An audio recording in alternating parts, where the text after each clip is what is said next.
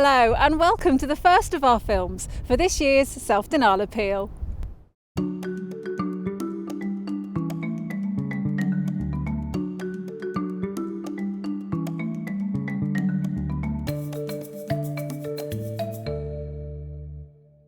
For this year's Self-Denial Appeal, we're looking at how the Salvation Army around the world is caring for creation and responding to climate change. More of that in a minute. But first, let's look at last year's appeal. If you saw the films last year, you'll remember that Captain Ben Cottrell interviewed people working in Mali and Burkina Faso, Pakistan, Bangladesh and the Philippines. Despite all the difficulties we all faced during 2021, you gave so generously once again. Thank you so much. Your self-denial money is already being put to good use. If you're new to the Salvation Army, you may be wondering what the Self-Denial Appeal is about.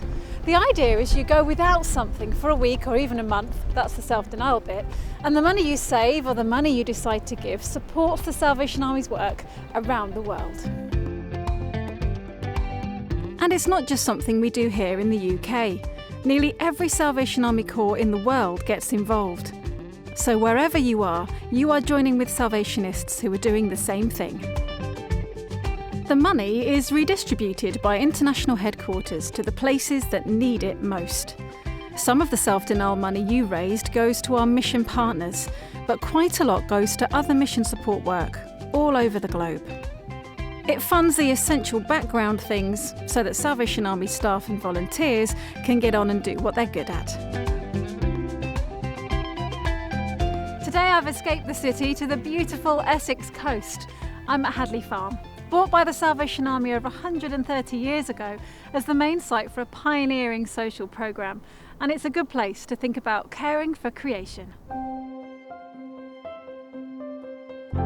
These days, they run a whole range of fantastic projects here, including a training centre for adults with additional support needs, a rare breed centre and tea rooms, as well as a working farm. Well worth a visit if you get the chance. In William Booth's day, people from the city slums had the chance to find new skills and employment away from the desperate poverty of the East End.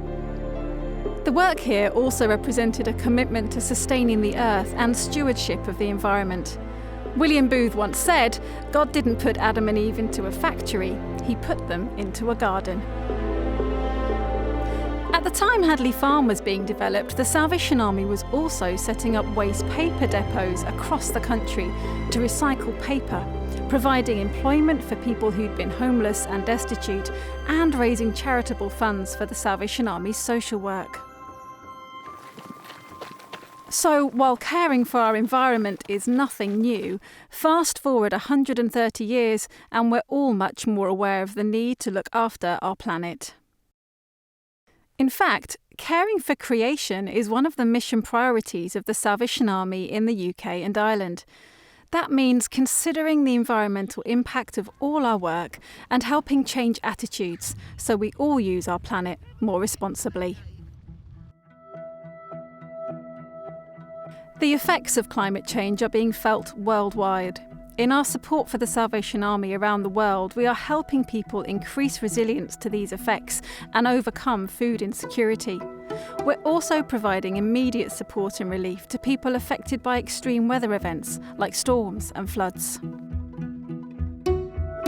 Last year's films showed us that around the world the coronavirus pandemic was an added challenge, alongside hurricanes, tornadoes, blizzards and droughts. And the people who are hardest hit are those who are already facing poverty. So for the next 4 weeks, I'll be talking to people from around the Salvation Army world, asking them about what's happening where they are. I'll be talking to them about caring for creation and the impact of climate change. I'll be talking to Victor Mondal in Bangladesh. He's worked for the Salvation Army for over 40 years. I'll be talking to Colonel Yusak Tampi, the territorial commander in Indonesia, a country which has had its fair share of natural disasters. I'll be talking to Major Lorraine Medina in Costa Rica. Costa Rica is a division of the Latin American North Territory. But next week, I'll be talking to Georgia Bondo in Kenya. He's a project manager working on water, sanitation and hygiene, as well as food security projects across the country. I look forward to seeing you then.